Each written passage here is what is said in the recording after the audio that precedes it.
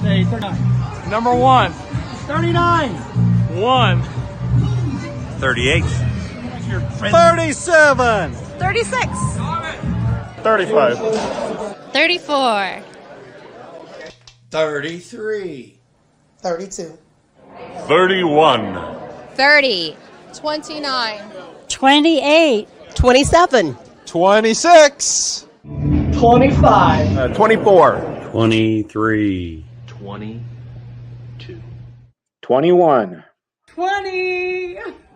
19. 18. 17. 16. 15. 14. 13. 12. 11. 10. 9. 8. 7. 6. 5. 4. 3. 2. 1. It's time for mouthwash. Giddy up.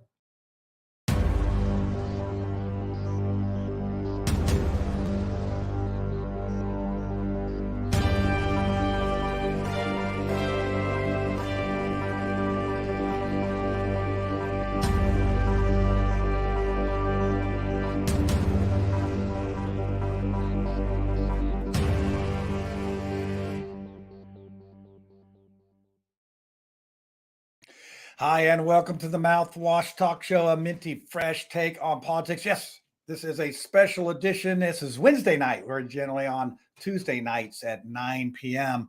But last night, if you were here in Mars Hill, particularly at my house, we had a ton of fireworks going off to 11. But some of my fine neighbors decided that 1:30 was the cutoff time. And my studio is above my garage, and it would have been like I was doing some live reporting from Vietnam. So we did not want to do that. So that's why we're on here tonight, Wednesday. Now we will have the show edited and we'll rebroadcast on Channel 40. This is our first week to do this on next Monday at 11. So we're going to be like the WHMB news now. So we're moving from that 9:30 slot to the 11 slot because, you know, we want children to be protected from some of the content on this house, on this show. They tinfoil hats and all that. But hey, we have a great guest tonight. This is Lance Hamner. He's Hamner. It's the N in there, not the hammer. Hamner. He's Johnson County prosecutor. He was Johnson County prosecutor back in the 90s and early 2000s. Then he was a judge, and now he's back to prosecutor in Johnson County. So we thought, with all the crime in Marion County and all these things going on, we thought, hey, it'd be great to have a prosecutor on here and pick his brain a little bit and see what prosecuting's all about. And I'm sure the panel will have good questions for him. And we have Lucy and Tiffany tonight. Jordan is out, but I know our ladies will bring the heat and bring the questioning. So I'm going to go ahead and bring on our guest here. Let's see, Lance, are you over there? And I'm here. I'm here for you. All right, that's good. Hey, and before we get started, I do want to say that, I mean, you're a prosecutor, but you know, you got to be a politician somewhat because you got to get elected. 80% of why I'll vote for somebody is if you can get a hold of them. This guy right here, audience, I called him and he returned my call quite quickly, agreed to be on the show. You already scored a bunch of points in my book for that. So Lance, go ahead and tell our viewers a little bit about your background and how the heck you got on the Mouthwash show. Okay, I don't know how far you want me to go back in my background, but the reason why I think being a prosecutor came natural to me is because I came from a big family and I was the big brother. So I was always taken up for the younger ones, and I was always protecting them.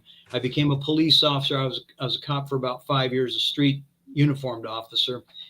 I was deputy prosecutor in Marion County for a couple of years, and I decided to run for prosecutor in Johnson County because this is where my family originated. We go back to after the Revolutionary War right here in Johnson County. So I ran for prosecutor, and my whole philosophy on prosecuting is the law is not there just to be enforced. The law is there to protect people.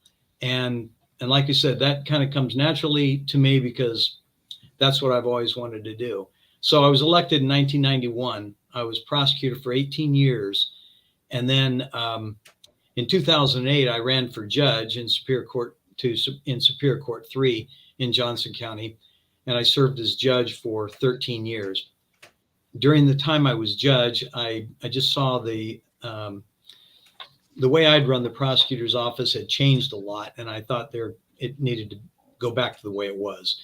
So I had a lot of people come to me and ask me if I would consider running for prosecutor again. Nobody ever does that. People usually like to be prosecutor and then go to judge if they're going that route, or they retire as a prosecutor, or they go from just practicing law and become a judge and then stay judge, and that's where they finish out. But I've never been somebody who follows the normal track, and so I left the job as judge and went back and ran for prosecutor. I do admit I had to be persuaded to do it, but so I ran for prosecutor. It was a contested election and got elected in 2022, and January 1st I took office. Yeah, that's actually service. That's what politicians are supposed to do, serve, and that is definitely service, because I know that a judge is a different job than being prosecutor. Prosecutor sounds to me like a lot more work. Wife, kids, family, personal stuff. All right, thanks for asking. I've been married for 42 years to the same person. And interesting, if I can give a little anecdote, way back many years ago when I was a young police officer, my girlfriend and I were driving along and we saw a girl getting kidnapped off the street. And I jumped out of the car, total off duty, like I said, I was a rookie. And I jumped out of the car and ran across the street and threw this guy on the ground. My girlfriend followed the car that he was riding in because two other guys were in there. She got the plate number, made a visual ID on the two guys who were in there. And ultimately, all three of them got arrested. And I always tell the younger guys, when you find a woman like that, you marry her. That's why I've been married to Carla for 42 years. And we have 5 children. My eldest son is a school counselor. That's what he's trained in. My next son is a federal agent. He was an air marshal, and then he became a special agent with the United States Postal Inspector Service. Third son is a assistant United States attorney in Georgia, prosecutor, and the fourth son is a tax attorney out of Chicago, and I mean stuff that's way over my head. And then our daughter is a stay-at-home mom, and she lives in Utah. Wow, that's great. That's great. I was going to say we're about the same age, so you'd look young for your age. Wow, that's great. That's great. And the fact that you've sort of gone, I wouldn't say backwards, gone to a different position is great. So, okay, well, we want to get the panel on here and start some questions. And we do have small talk. So we'll just get this thing started out with small talk. And then on the other side, you're going to be on the hot seat, Lance. Okay. And Tiffany and Lucy are going to be asking some questions. And I'll probably get a few in there since George's not here. So listen to Mark Small talk, and we'll see you on the other side. Mark Small, this is Small Talk. Hot. Man, it is hot. It's so hot today, the door to Grant's tomb was open. Okay, well, if you're looking at crime in the state of Indiana, and you look at the Office of Prosecutor, prosecutors have prosecutorial discretion.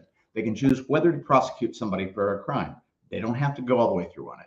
And there are 2 ways in which somebody can be prosecuted. They can either be charged by charging information or brought before a grand jury for indictment.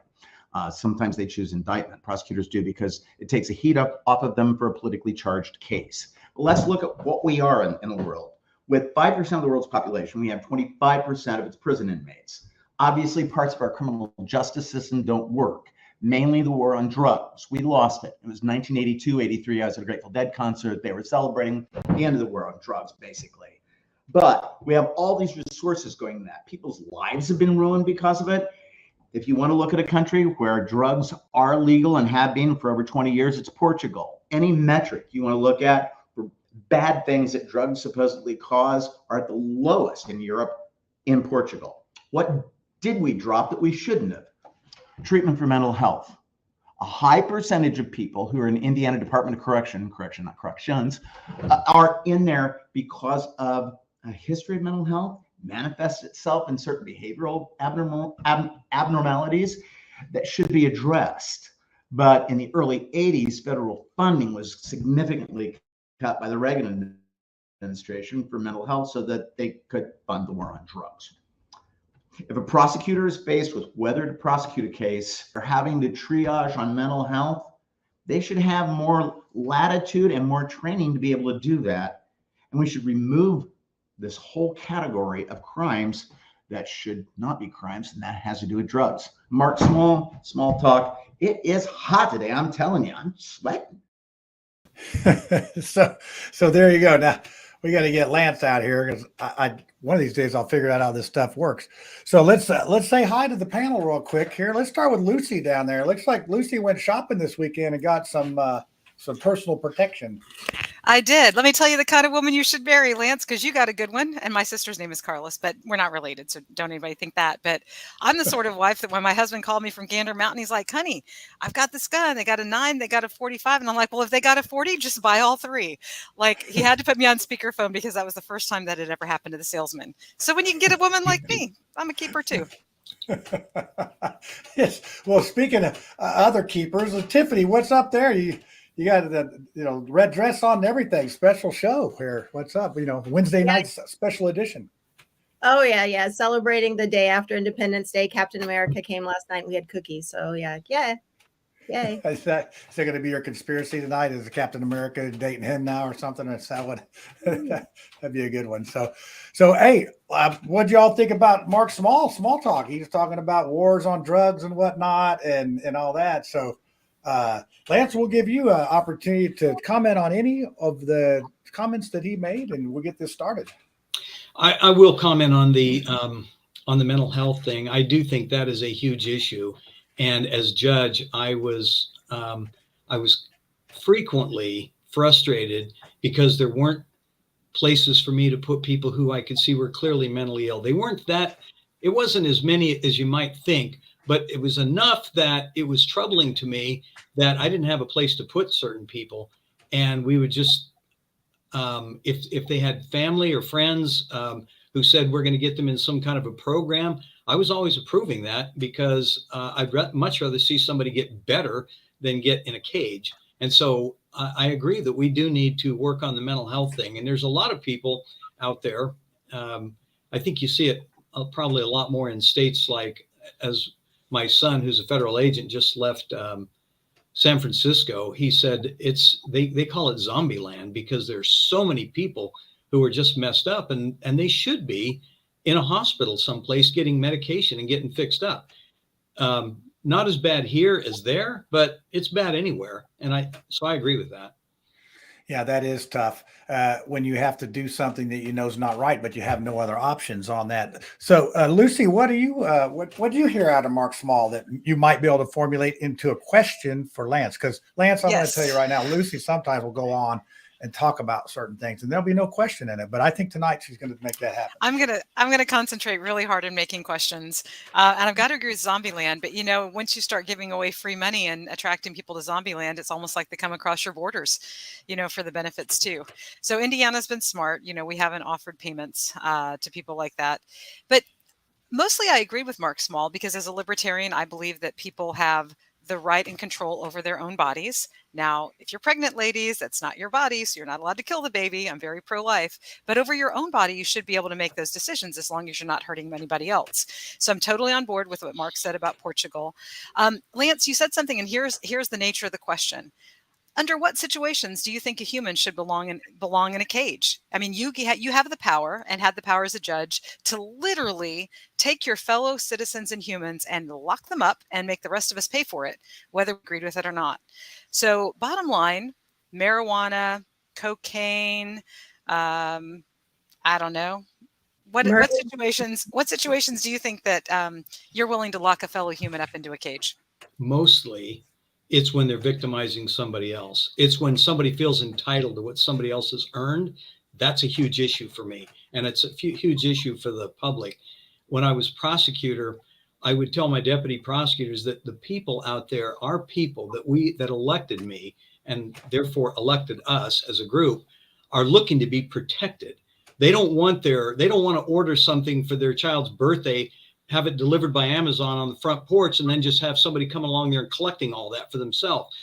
And I think lots of times in some jurisdictions, they get somebody in a minor theft crime like that, and they they say, yeah, we'll put them on probation and we will, then they violate their probation. They get a couple of days in jail and they put them back on probation. Not me. They go to jail. You steal off somebody's porch, you're going to, when I was judge, you're going to jail for 6 months. We're not tolerating that. So stealing, breaking into cars, one of the things that's always bothered me as a prosecutor and as a judge, that you break into people's cars, it's a class B misdemeanor. Are you kidding me? So it means they can only get up to 180 days in jail. And under our current credit scheme, that means the most they can serve is 90 days. You get these people who are going through neighborhoods and breaking into car after car after car, and the most they can get is 90 days. Of course, they're going to keep doing it. So I like to see people go to jail for doing things that are interfering with us living our lives. We, as citizens, we just want to be left alone. Leave us alone. Don't steal from us. Don't hurt us. And we don't want you in a cage. But if you want to hurt us, if you want to steal from us, then that's where we're going to put you. Same thing with violent crimes, batteries and sexual assaults and things like that. When I took a case to trial that involved something like that, it was not hard for me to stand in front of a jury and make a passionate plea to help me protect the public by putting this guy in jail. And I didn't say cage in a jury, but right here. Well, I've got to say, you've like hit on the libertarian talking points of don't hurt people and don't take their stuff. And what you said at the beginning, I loved more than anything, which is you really hate it when people feel entitled to take other people's stuff. And you feel like those people are the ones who should be prosecuted. So what I'd like you to do is just from wherever you are, north, south, east, or west, turn your attention first to the State House in Indiana, and then especially to the federal government in Washington, D.C., and think about the fact that the federal government, with its force of arms, colludes with your employer to steal 20 to 40% of your paycheck before it ever hits your own wallet. And no matter how much you have paid for your property, whether you paid, $1,000 or $1 million, the government feels entitled. Those people you're talking about that feel entitled to take your stuff, they are stealing from people every day. People, little old ladies, hardworking people, they bought their property, and yet they can lose it because people feel entitled to steal from them. So Now, what would you do with politicians who would do that? I knew, Lucy, you would get taxation is theft in there. She's known for this, and I like the policy. She's really getting me to come around about this. It really is. And then I start realizing how much tax I pay in employees and all this. I'm like, I feel like I'm going to have a Boston Tea Party or something. So, Tiffany, are you overtaxed? Oh, was he going to answer that? Oh, I didn't know if he was made a question at the end. Was there a question? Yeah, the question was, Lance, are you committed to fighting people who feel entitled to steal from us? In other words, will you fight the very politicians? Well, I didn't come on here to talk about taxes, but I do think they're way too high. I was sitting here listening to you going, yes, check. I agree with everything you're saying. I wasn't really prepared to address that issue, but if you want to get into my personal politics, I totally agree with that. Go ahead. You made Lucy almost blush today on the show. That's like really, Lance, that's good. I've seen her chew up some people and spit them out on this show. You have passed the Lucy test right out of the gate. Now let's see if you get past Tiffany. Tiffany, you got a question? Yeah, my test is easy. So I was reading your bio, and you said you were a policeman back in Utah. But what was really interesting, you're like the valedictorian, highest cumulative average ever of like a policeman in your class. So I just wanted to know, like, what you told this story about, finding the bad guy when you're a recruit, but what attracted you to that, to not only like pursue it, but to excel? And what did you say in your speech? Okay.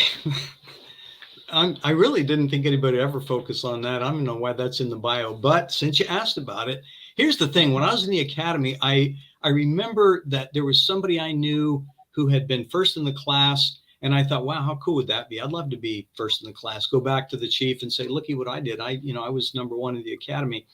But I didn't know how it worked. And when I got there and I found out what they grade you on for the valedictorian is marksmanship. I'm a really good shot. And academics, I take really good tests. And then the third thing is physical fitness. I was top. I was a track star. I mean, that's my thing. And I thought, I got a really good shot at this. And so I made the effort. And interestingly, they don't, when they say valedictorian, you're the top graduate, but they have somebody else give the speech.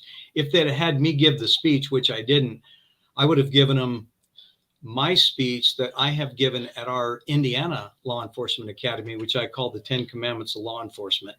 And it includes love the people you're serving. And I know that sounds trite to say that, but sometimes police officers get treated badly and they start to somewhat resent some of the people they're working with. And if they remember the good people they're helping. My brother is an Indianapolis police officer, and he came in a house one day and there was a little baby that was basically being neglected, starved, not diaper changed, all these terrible things happen. And, you know, he comes from a big family. He comes from my family. And so he's in there changing the diaper, washing the baby up and everything. And he loved what he was doing, absolutely loved it. So the first thing in law enforcement, my 10 commandments, is love the people you're serving. And then it goes on and on. Of course, the last one is come home alive. And but there's a bunch of them in the middle there. And that's the speech I would have given, but we also elected a class president, and that's the guy that gave the speech. They didn't want to take a lot of time with speeches, so I didn't do that. No. That's good. See, we dig deep here on Mouthwash. We do our research. I'm amazed. Yes, I am. So. Well, second question, while it's my turn. So you've also had a number of like TV appearances. It was like like Montel and all kinds of other things, and Larry King and stuff like that. What cases have gotten you the most attention? You know, we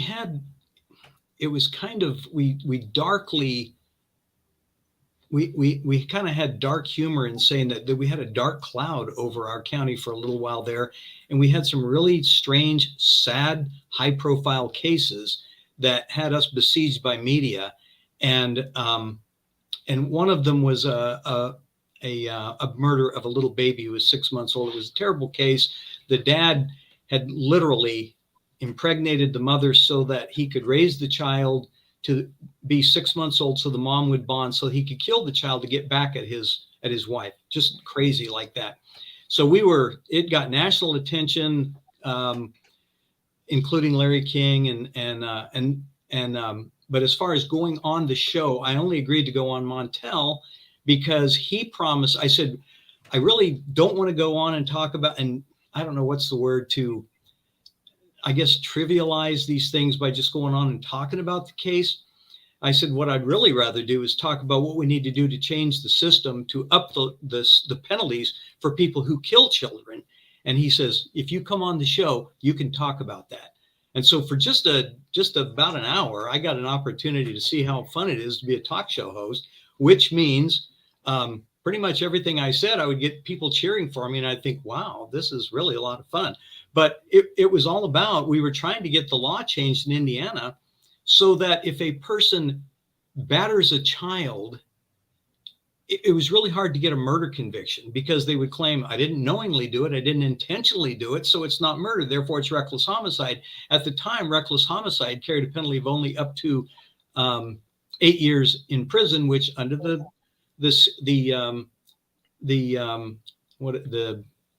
time served scheme, that means they could at most, focus on this, 4 years is the most they could serve for that if they got reckless homicide.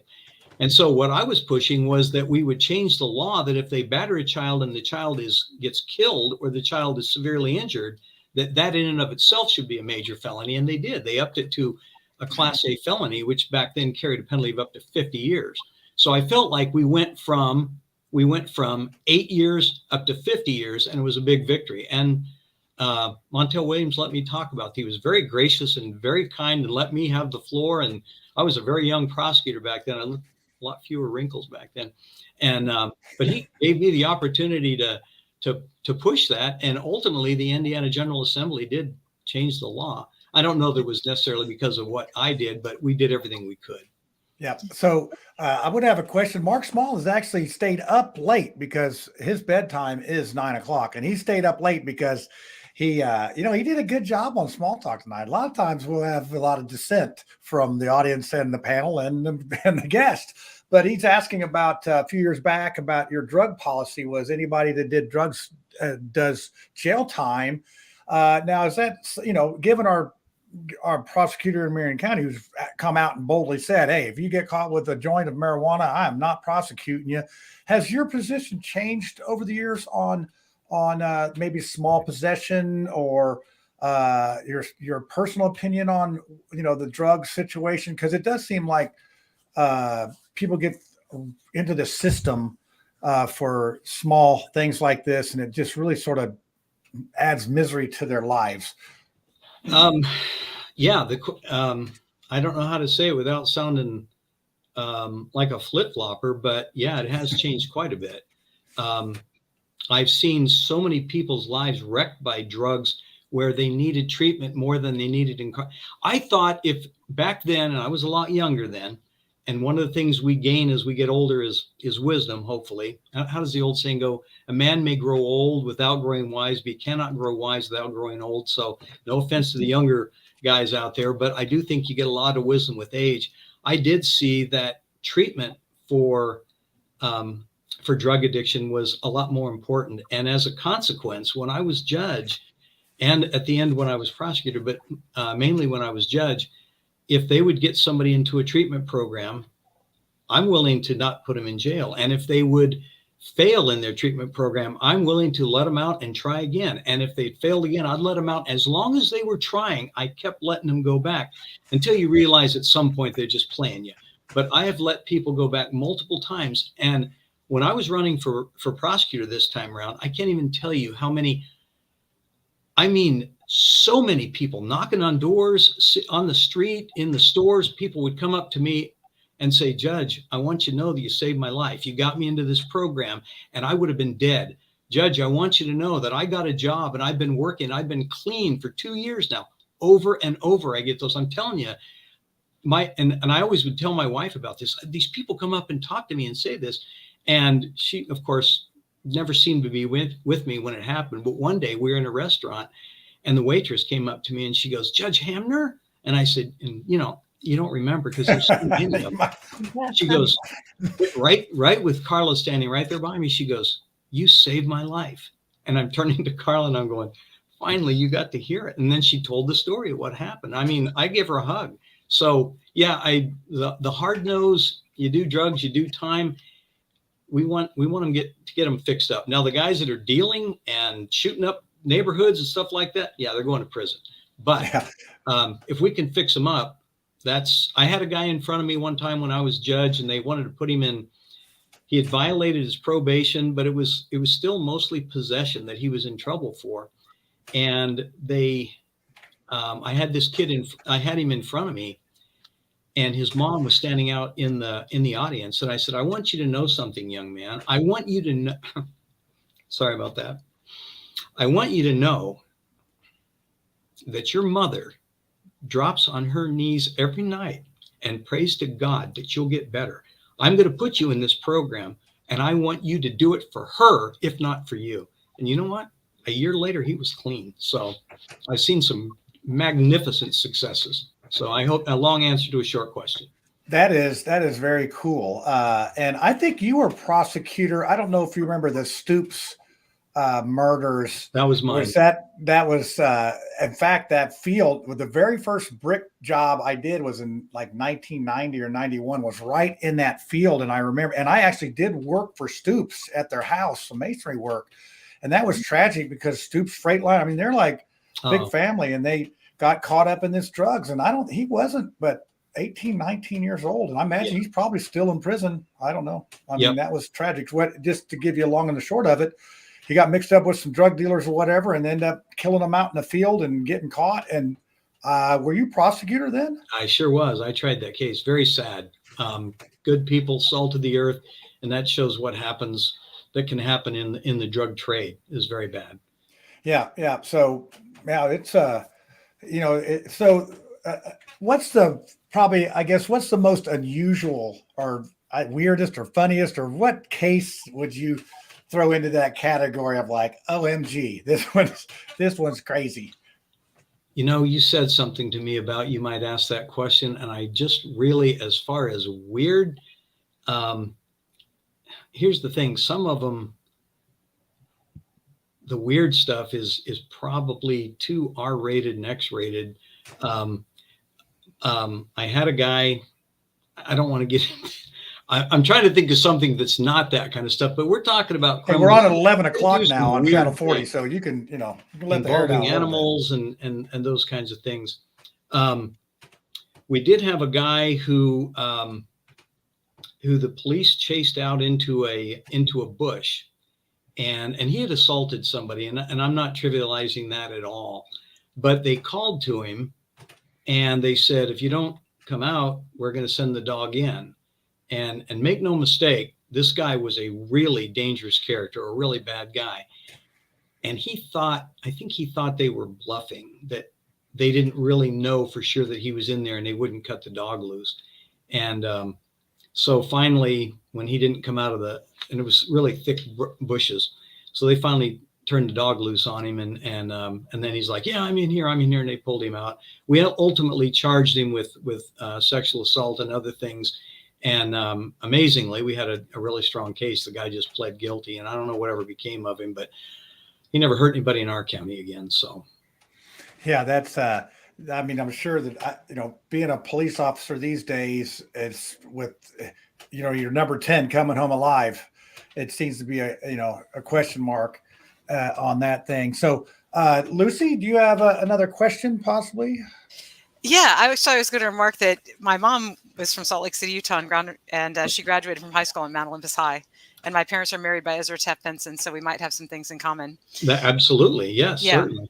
But anyway, on a different note, Adam Harvey just had a really good question here, so I'm going to present his. Can you explain whether or not there is a difference between exercising prosecutorial discretion and categorically refusing to enforce a law? And I'm curious about this too, because, if I were a prosecutor, they'd probably take my job away. I would simply refuse to prosecute people for, nonviolent crimes like carrying marijuana. I just simply wouldn't do it.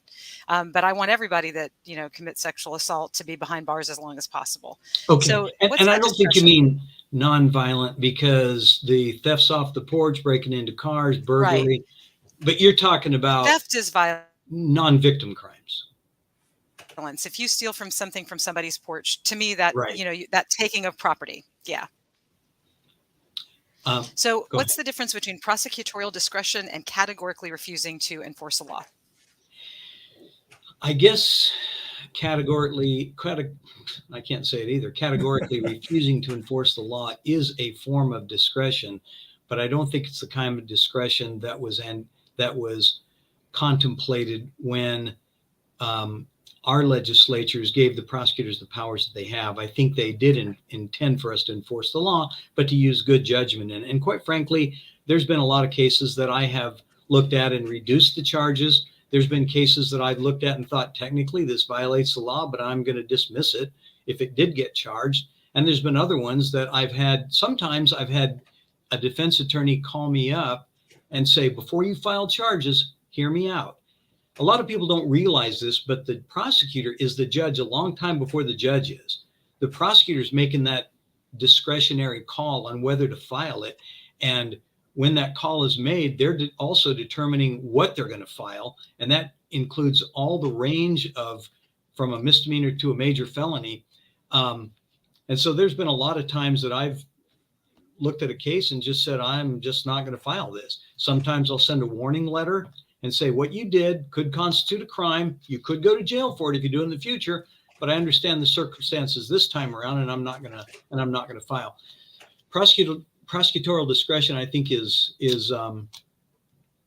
I think it is a huge blessing to us as citizens, because you do have a human who cares in between this naked law and the penalties and whether or not somebody actually files those charges. One thing and I'll just admit this, one thing that offends me is those cameras that take pictures of people running a light or whatever, and then just sends them a ticket without them being able to explain their circumstances to the police officer, who is actually the first judge. I don't like to see discretion taken away from the law enforcement officer. I don't like to see him taken away from the prosecutor. But again, long answer to a short question. I wouldn't just categorically say I'm not going to file any of these kinds of charges. And if I did, if it was something that I just couldn't live with, I don't think I'd be prosecutor anymore. I just quit.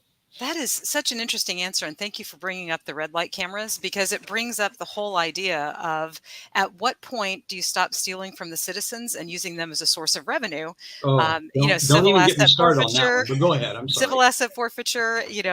I've had some great interactions with peace officers over the years, and not so great interactions with LEO, law enforcement officers. And usually if it's a law enforcement officer, they're pulling you over, you're speeding, or they allege that you have been speeding. And it's really simply an interaction that gives the state the opportunity to take money out of your pocket, even though no one was harmed. So, contemplating, your responsibilities in the future, do you ever see a time when you start thinking, you know what, I'm going to stop letting the government steal from citizens in any way, shape, or form, and we're actually going to concentrate on putting those violent criminals behind bars and getting those, Amazon pirates. And instead of, pulling, driving while brown is a big problem in our state. My husband's pretty dark and my children are pretty toasty because they're American Indian. And so I didn't have the same problem that some of my friends' kids did. But, DW, driving while brown is a bad thing in the state. So can you anticipate a time? Here's the question. Can you anticipate a time when you start fighting for the citizens against the overarching power of the state?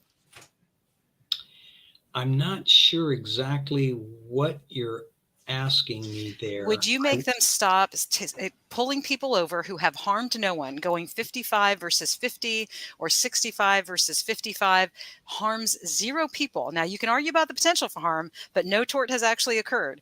So would you stop the police from being the road pirates that steal from people? Okay. I mean, as a prosecutor, I don't have authority to tell the police don't do this or don't do that. But I have been in traffic court many times and looked at tickets and just said, I wouldn't have written this. And sir, I'm just going to go ahead and dismiss. You're free to go. I did that as recently as a couple of weeks ago.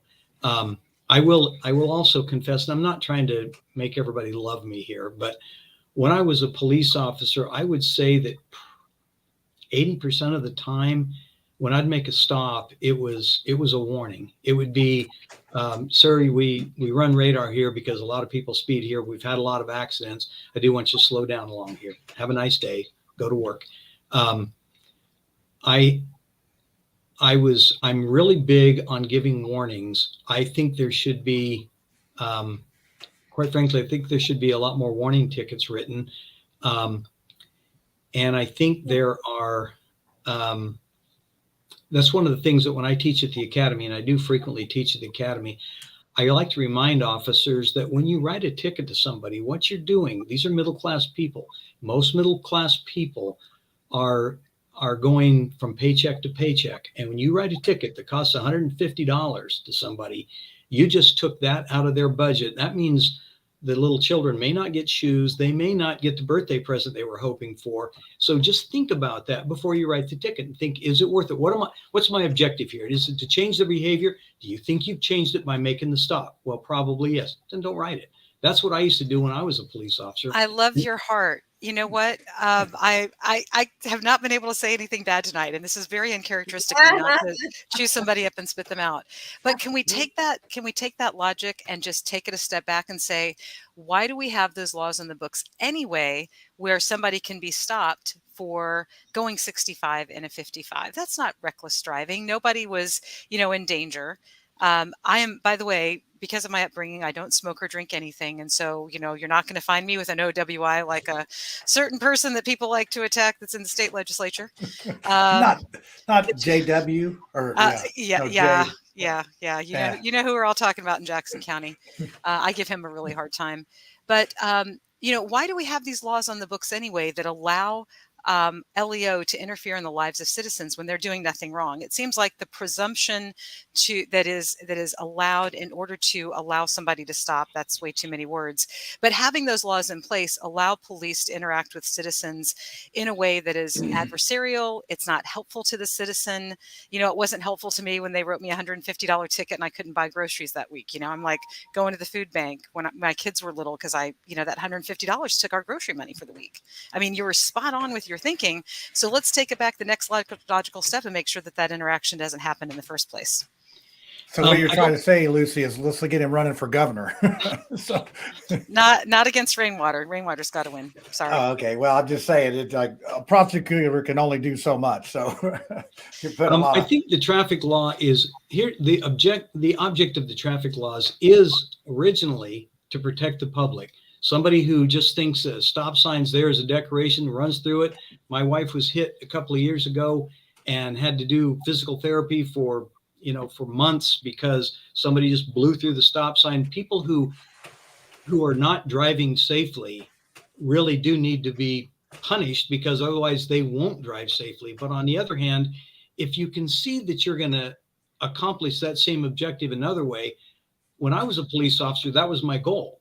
And as a consequence, lots of times, and once again, I feel like I'm just telling you things that you think I'm telling you things you want to hear, but I just have to tell you. No, this is very different from the Lance Hamner of my youth, because we all knew who you were and talked about you.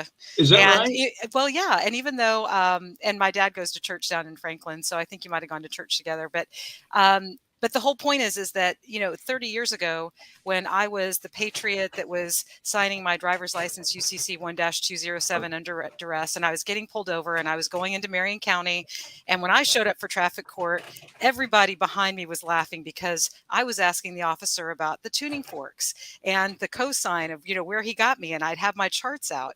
And I was serious about fighting the traffic laws because I knew that the loss of liberty, the theft of personal freedom, starts in the smallest interactions, and we have to be vigilant. So if we're allowing, it's the camel's nose under the tent. Certainly if somebody's going 60 in a residential neighborhood, that's not safe, but that's unsafe driving. There doesn't really need to be a statute about that. There doesn't, 65 versus 55 on the open highway, down in southern Indiana where I live, I could go 100. And, the only thing I'm in danger of running into is a deer. And if I do, that's my own fault. Yeah. All my kids have run into a deer this year. So I had to bring that up. So when when I look at somebody who, like you, has a good heart, and I think about what did our founding fathers do? What did they give up? We taught, yesterday we're setting off fireworks because of their sacrifice. And what did they sacrifice? Did they sacrifice this so that LEO could interact with people and steal from them? Did they sacrifice so that road pirates could come along and steal their cash while they're on the way to the nursery, to buy plants for their business? And then they've got to fight to get it back. I mean, how do we get back to personal freedom when we have an entire system that's based on the theft of personal freedom? And how can you do that? Because, we knew 30 years ago you were putting everybody in jail. Didn't matter to me. I wasn't smoking anything, but it mattered to some of the people that I knew. Well, Lance, before you answer that, and like Lucy, everybody doesn't think like you do. And I love that you're for personal liberty, but everybody doesn't have that same mindset. So we do have to have laws that need enforcing. One of the things, we struggle with here in Fishers, it's what the third or fourth safest place to live in the United States, one of the best communities. But golly geez, I think the yellow arrow means hurry up and turn really fast and cause an accident. So there are things that have to be enforced purely for traffic safety purposes. But Lance, getting back to what you were talking about having the heart of changing the behavior and not penalizing people. I've been driving for 34 years. And during the first 30 years, I never got a warning ticket. If I got pulled over, I got a ticket. I got pulled over in Kokomo. I was driving a work car, a Subaru, because all drug dealers drive Subaru Foresters. I got pulled over and the policeman approached my car. It was maybe 3 o'clock on a Thursday afternoon. He approached my car with his hand on his weapon and he touched the back of the car and all that other good stuff. And I was never more offended in my entire life. I remember his badge number, and it was probably one of the most humiliating stops I've ever had, because he just totally did not see me as a person or anything like that. He was, I guess, going to be on the cover of Policeman Daily, and he was going to bring in the big haul from the Subaru on 31 going south. So I love that you share that with them about, what are you really trying to do when you pull somebody over? That's something that should be echoed and shared all over the state of Indiana. So that's some smart stuff. If I can, thank you for that. If I can give you a little anecdote about when I was as a patrol officer, when I would see somebody turning without signaling, which is very dangerous. That's one of the, amazingly, it's a stupid little thing, but it's one of the more dangerous things that somebody just abruptly turns. You'll see people honking their horns and getting road rage about it. However, everybody has done it, and everybody will do it, because sometimes at the last minute you see where you want to go and you'll make the turn. It doesn't mean you're a bad driver, and it doesn't mean you need to pay $150 for it. Maybe you need a warning on it. When I was a police officer, I would see somebody make a bad turn like that, and then I would drop back and just kind of watch. And if the next time they made a turn, they put their signal on, I'd go the other direction. If I would follow them a couple hundred yards, maybe a quarter of a mile, and they make another turn and they don't use the signal, then I know this person's a habitual. I'd pull them over. I'd write them a ticket, because I know you don't use your signals, and this is to make you change your behavior. But like I said, about 80% of the time it was a warning. And I will tell you this, as long as you guys like me, I'll just go ahead and keep making you like me. I used to never write a ticket, and I'm not saying every police officer has to do this, but I would never write a ticket to a mom with kids in the car. And the reason why is because children are biologically attuned to seeing fear in their mother. And the mother sees those red and blue lights come on, she gets afraid, and she signals that to the children. I was always thinking in terms of protecting the kids, and I know that someday they may need to go to a police officer, but if they see cops as somebody to be afraid of, maybe they won't do it when they need to. So I would not write a ticket, but I would still stop them. I'd see somebody run a light, run a stop sign. I'd pull her over, and I would say, back there, you ran the stop sign. And, oh, I'm sorry, officer. And I'm not going to write you a ticket, but I'll tell you what I am going to do. If you got in an accident, these sweet little children here could get hurt. So I want you to stop at the Dairy Queen and get everybody an ice cream cone with the money you saved from not having to pay a ticket. And remember, next time you stop at the stop sign, will you do that? Oh, yes. And then they'd all cheer. And I was the hero to the kids.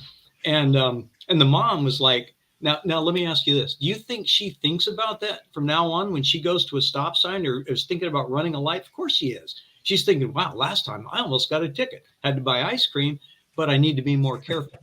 The same objective is accomplished by doing it that way, at least for me when I was a cop. Then I think if I'd have written a ticket and then she'd had to go to traffic court, paid her $150. So I was always trying to figure out ways to enforce less, encourage more. But there's still those people that it doesn't matter what you do. You see the kid that comes out of the school parking lot and he's fishtailing all up the road because his dad's bought him a new expensive sports car. He needs a ticket. He just does. He needs enough points to keep him off the road eventually. And I will also tell you this. I did pull kids over.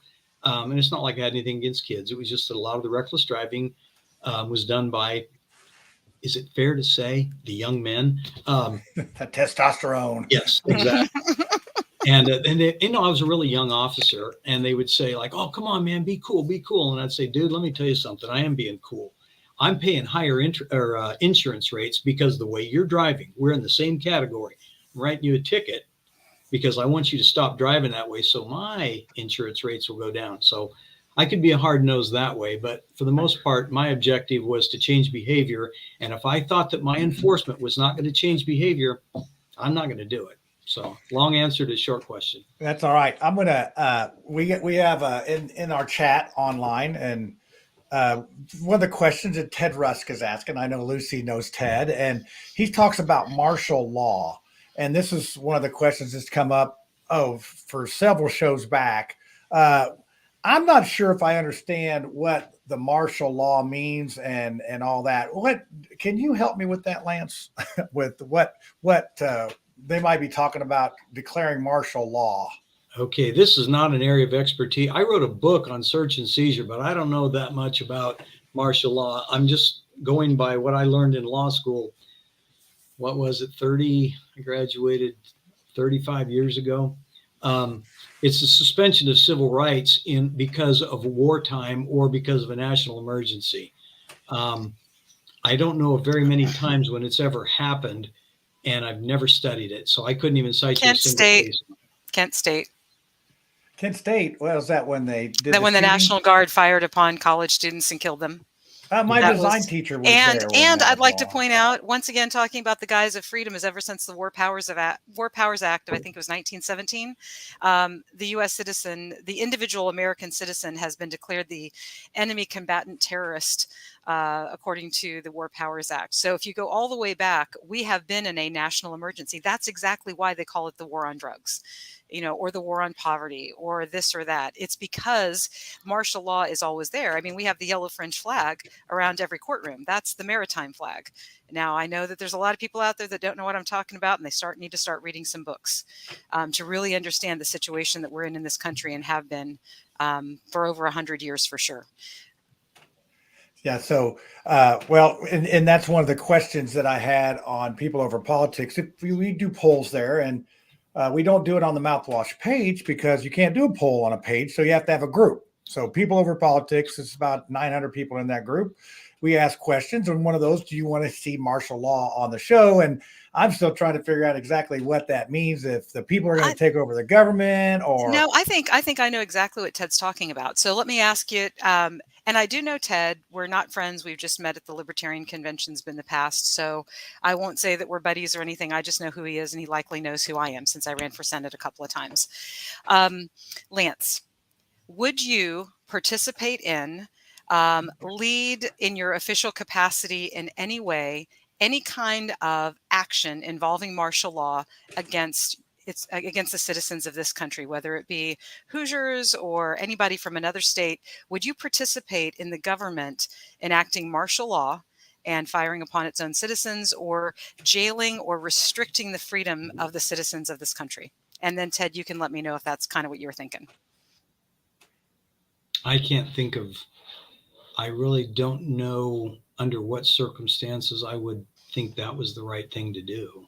Well, we have just in the most recent past, we have the COVID fiasco, which is probably going to now get us all banned from YouTube. So sorry, John, there goes your third chit. I got editing skills, but yeah, so you might want to edit this part out. But it's very clear in the last 3 years that people like myself who refuse to have our breathing restricted, people like myself who refuse to be injected with gene therapy, and I could go on, but there were people who were literally calling for my death and the death of people like me. There were people who, honest to goodness, I'm at a Dollar General in Southern Indiana on a state road. And this woman who, God bless her, she clearly was on meds. She was talking about being on meds in the line. She tried to call the police and have me arrested because I didn't have a mask on in a Dollar General. So the citizens are calling for the oppression of other citizens based on things that are simply spurious. So would you, when it comes down to it, Lance, would you enforce mandatory anything? I can't think of anything I would. Wow. No, I can't. You continue to impress our panel and probably viewers. Are you sure you have it? You're not like secretly a libertarian. I have a question, Lance. I was looking in the comments, and somebody said something about, you're a great guy, maybe you're not so great. I know in the 90s, things were really different. The way people would go to jail. I think it was crack versus cocaine. And as you were seeing folks, I'm sure you were probably seeing some of that because that was really popular in the 90s. I graduated high school in 91. And I think a lot of the people I graduated high school with went to many of them went to college, many of them went to another state supported institution. So when you were prosecuting people, were you treating them the same versus were you treating them the same relative to the illegal contraband of choice that they had, or were there the differences between different types of substances? I'm not sure what the question is, but the statutes, the way they were written, we basically enforced them the way they were written. So if something carried a higher penalty, it would be enforced. I will say this though, very frequently I would talk to a drug enforcement officer, and he would say something like, "This isn't one of the bad guys, so you can downcharge this," or "This guy's a major player. He's involved with interstate drug sales and things like that, so go after this guy." But as far as targeting certain substances, no more than what the statutes allowed for. I think that was something for the legislature to figure out. So, and I didn't live here in the 90s. So was it just like every other place in the did crack carry a higher penalty than cocaine? I can't remember. I don't. Okay. I can't remember that. I remember what you're talking about, Tiffany, but I don't remember if it got to be anything in our news cycle. I think that was more of a bigger city type of a situation, and honestly, our drug issues have popped up as far as meth, heroin, and that's sort of raised its evil head in a lot of rural counties. Drugs are bad. Don't do drugs. This is your brain on drugs. But there's usually like a racial line between what people choose to do. And I don't want to stereotype folks, but We try to say, well, if you're familiar with Johnson County, let's put it this way: it's not very diverse in Johnson County, so that may have had something to do with the difference in prosecuting. And I'm sure that it was probably, may go the other way if you were of a minority and had an issue in Johnson County. It may not have been good, and that's not speaking well for Johnson County back in the day. But I think the KKK was established in Greenwood, if I'm not mistaken, many years ago. So, there's always been sort of that systemic thought of race and that. So I don't think that's true to these days. I don't think that. All right, we're going to go ahead and we're going to wind this thing up. I got one more question, Lance, for you, and then we're going to go to the conspiracy theory portion of the program, and that does not go on Channel 40, so it is just for entertainment purposes only. But if you could change one thing in your prosecutor job that would really help things, could you think of one thing that just sticks out in your mind that you would like to see changed in the system, as far as what, for example, I've heard you say a couple times, getting credit. Like if you give somebody 8 years, they only get 4 years. Is there something along that lines that you could say, hey, if we could get that changed, that might make a significant difference? I'll tell you the first thing I'm thinking about changing, and we'll come back to the credit time, because they did change that recently. It's actually, you serve 75% for major felonies, which I think was a big step forward. There's a reason why they used to be 50% off, and it was because they figured out what was the appropriate penalty, and then they doubled it so they could give good time credit so people would be good in jail. But it made it look like they were getting bargain basement deals and stuff. So on sale. The perception was you don't get punished very badly. But one of the things, I've got a column that's coming out in our local paper. They tell me it's going to be coming out. And what I'm pushing for is to increase the penalty for fleeing from police. And the reason why is because we look at, if you drive drunk, we up the penalties over and over again for drunk driving. But if you drive drunk, you've only got a 1 in 50 chance of even getting caught, let alone getting in an accident. Make no mistake, you do get a lot of people that get hurt and get killed by drunk drivers. But I can't remember, I think the number is 20% of all police pursuits, and I don't buy into this. It's the police officer's fault. They turn on the red and blue lights, and these guys take off and run until they kill somebody. So, and that's what happened to one of our troopers right over in, I think it was Hendricks County. He was a Johnson County trooper. And one of the reasons why I think people will run from the police is because the penalties are almost non-existent. You go, well, come on, Lance, it's a level 6 felony. It's a level 6 felony, but those are 50% off, first of all, number one. Number two, the most they can get is 2.5 years. And most of the time, they wind up with a suspended sentence, and there is no penalty for it. So I think that if they up that to at least a level 5 felony, so that if you get somebody who is recklessly out there dodging in and out of traffic, going 100 miles an hour and jumping curbs and things like that, if they can be looking at 1 to 6 years in prison, I think it's going to have an impact. So that's what I'm pushing for right now, is to up the penalty from fleeing from police. Yeah, I mean, I'm sure there's quite a few other things, and I would like to think that, you know, people that do the job should have say in what the job, what to better the job. And, you know, a lot of times we have legislators that makes laws down at the State House, and we've all seen how that sausage is made. And then police officers and prosecutors have to sort it all out, and that's always a fun thing.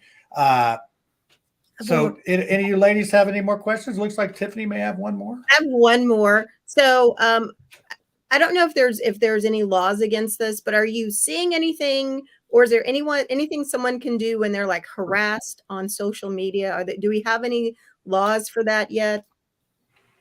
Well, that's a good question.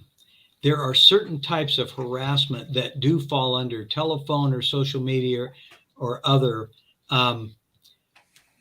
As far as specifically directed to social media, I don't know right off the top of my head. I haven't seen anything like that. But for example, if somebody gets on Facebook and says, next time I see you at school, you know, you're going to have a bloody nose, there you clearly have I don't know, we used to call it a terroristic threat. It's called intimidation in Indiana. It's called intimidation. That would be a crime. When you communicate with someone who has repeatedly told someone, I don't want you to communicate with me, that constitutes harassment, and that can take place on social media. So there are some laws out there that that could be used against somebody who's harassing somebody on social media. Thank you. By the way, I don't think anybody should be lighting fireworks after 11 o'clock at night. Yeah, our little blind sorry for you. Would go for that big time. Now, Lucy, I'll let you have one more if you got a question. Otherwise, there's 2 more good ones in the chat. Okay, what do we got? Lance for AG. That's one. Yeah, that's an interesting thought. I guess what it all boils down to for me is, you know, the personal freedom. Don't hurt people. Don't take their stuff. It's pretty simple. Lance, how would you recommend people live their lives in such a way that they can enjoy the highest amount of freedom possible? Don't break the law. Yeah, but what is the law? I mean, the law is designed to make us all criminals. The natural law, God's law, is what I follow. And I don't give really a darn about man's laws. Not when they circumvent God's. Yes. That's what Pilate said to Jesus, what is truth? And but he only said it kind of rhetorically, didn't really expect an answer. I think the way that we enjoy personal freedom is protecting ourselves by use of the law from people who, like I said at the very beginning, who feel entitled to what I've earned or what you've earned or somebody else has earned by coming to your house or coming to your car or coming into where you work and taking what you've earned and converting that to their own property. I guess one of the reasons, like I said, I was a big brother as a young person, but I also lived a few years in San Bernardino, California, which you may know is one of the crime capitals of the world. And I was trying to make a living. When I say a living, earn some money as a kid, 11, 12, 13 years old, delivering papers. And I'm not kidding you. I could not keep a bicycle. I must have had 5 bicycles stolen. This is what I used to make a living with. This is what I delivered my papers with every morning at 5 o'clock. You think any of these mopes would get up and deliver papers for money? No, they had to take Lance's bike. And I finally went to a police auction and I bought this old beater bicycle that nobody wanted. And that's what I had to deliver my papers with. And I think that was part of when I went into law enforcement, I thought I need to go out there and strike blows for the public to stop people from preying on other people. So that's a little bit more of my history. I love that. Just to share my personal philosophy, I don't believe that we tear down the current system by going and rioting in the streets or burning down businesses. I believe that the path to freedom is to create a totally separate society where we, exercise our personal freedoms without infringing on others. And the old one will just fall away. It'll become obsolete. Really, yeah, obsolete. Thank you, John. Nobody I will was want to looking do for that it. word. Yeah, Yeah, people vote exactly. with their feet. They can do all Exactly. that. So, well, But it's, Lance, yeah. you've been a great guest, as I expected you would be. You're very professional, and you've charmed our panel tonight. And Lucy's going to be, her blood pressure's low level. I mean, I don't know what else in other words, we need to stop while we're ahead. I just think we do. And we do appreciate your service down in Johnson County, and to all you criminals watching, which I'm sure we got a few. I see them in the chat there. You better stay out of Johnson County, or you're going to be in front of Lance, and he knows the judges and everybody down there, and you're going to have to answer to him. But it sounds like he's pretty darn fair, so you're going to have to really try to screw up. So, Lance, thanks for coming on, and we're going to go to the conspiracy theory. We're going to allow you to stick around, but you do not have to participate in this conspiracy theory unless you want to. Sometimes people are enticed to come up with a conspiracy, and you could make it up. It's a conspiracy theory. So, I forgot to warn you about my segue to this, because it's a little scary. But here you go. On the other side, we'll have tinfoil hats on. You're off the hot seat, by the way. All right, so let's thank get you. it going. Thanks for having. Hey, y'all, it's time for the conspiracy theory, so you better get your tinfoil hat out, and let's see what's going on this week. All right. There we go. He's got a political career. We give the politicians the He's a smart man to be on there. Yeah, and I see he's still backstage there. So Lance, stick around for a little bit. After the show, we'll have a little chat afterwards. But this conspiracy theory, it's going to be good tonight, because I know Lucy's probably got something. So Lucy, we're going to start with you. Well, it's just about Bill Gates and Bill Gates' collusion with the news cycle. I mean, we saw some billionaires get imploded upon because of some poor decisions that they made. And I just want to ask, why couldn't Bill Gates have been on the submarine? I mean, how many problems we could have solved if we'd gotten that billionaire on there. But during the week, when they were using that as a distraction, the FDA actually approved lab-grown meat. So I want to remind all of you that lab-grown meat is a thing. It is out there. Don't get fooled. They're just trying to make you eat the bugs. And that goes along with Bill Gates' plan. Do they got to disclose what's in the lab-grown meat? Well, it's really funny, because they get these Impossible burgers and they're like, it's plant-based. It's really awesome. Like, dude, have you looked at the ingredients in this thing? I mean, it's like disgusting when you look at all the ingredients. Don't watch how the sausage is being made, Lucy. Just eat the burger. Yeah, the Impossible meat. And lab-grown stuff are two totally different things. They are two totally different things, but I'm just pointing out that it's all unhealthy. It's like Soylent Green. Remember that movie? Soylent Green. That's what Soylent Green. What is that? Yeah. Well, and Soylent Green is people. Yeah, I know. And wasn't that 2022? That's where we're headed. Or was that 2023? 2023? Anyway, there is a Soylent. You've probably seen it on the store shelves in places like Walmart. And I can't believe how disgusting it is. It has sucralose in it, which actually harms your DNA. Like, they just had a study come out. So I just want to point out, in that slow news cycle, the one thing that I was hoping for, which is, Bill Gates on let's all go. Yeah, no, that didn't happen. Yeah, that's right. Sadly. How many acres of ground is he up to? Is he up to 400,000 yet? He's the largest private landowner in the U.S. I'm not sure exactly how many acres it is. I think it's actually several million. But let me do a quick Google search while Tiffany gives hers. Okay, yeah, you can give us an update, because we should have a Bill Gates land grab meter somewhere on our show. Well, and it's also hard because he'll own it under so many different, names and partnerships. Different names and whatever. Yeah, he's not going to run for president. He's just going to buy the country. Hey, my little plot here in Mars Hill's for sale, Bill. If you want to give me an offer, I'm willing to part with it for the right number. So Tiffany, what do you have for us there, lady in red? Lab-grown meat was my conspiracy theory last week, because they snuck it in while those guys were imploding on that sub. which was actually probably a really big transfer of wealth. I thought that was really interesting. Got all these billionaires in this graphite bubble.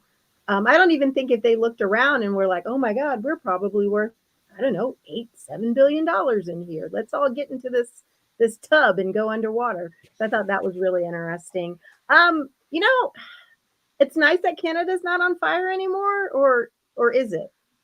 It's always on fire. They're always wildfires. Always on fire. Yeah, it's just a natural thing. But my thing is, like, all those fires sort of started at the same time. If you looked at that one satellite picture, it's like, wait a second, did they have that many lightning strikes that started fires? It just seemed like they all just like right at the same time, like it was coordinated.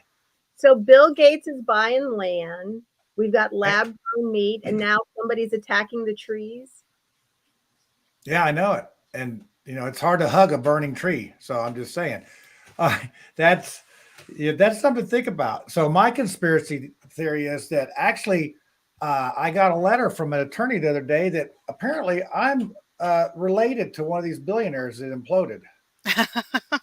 I mean, when you got $1 billion, it goes deep. I mean, they go back in the family tree all the way back to the little branches that are out on the edges. So I'll let you know what my settlement check is. And I don't even know if it's an uncle, aunt. I don't even know who this person is. They just want to give me money. So I'm not going to let them. So, that submarine. Transfer of wealth.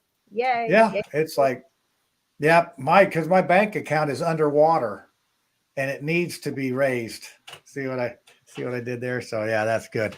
All right. Well, hey, next week we have Ryan Webb on, and I believe this is the Delaware County Commissioner that is identifying as a Black woman, Native woman, something or other, identifying as that. Black woman, is that him? Yeah. Oh yeah. Hey, this is going to be fun. I can't wait to meet him. Like, hey, I got my pronouns right out here in my trunk. I can't wait to see them on the show. Oh my God. Yeah. So Adam's done a good job lining up some people for us. So this will be fun. And then all that good stuff. So, well, let's go ahead and wind this up and send it home to Mother. Let's see. I got to get the right ending here on this thing. So, hey, thanks for coming in and on our special edition this Wednesday night. And we'll see you next week.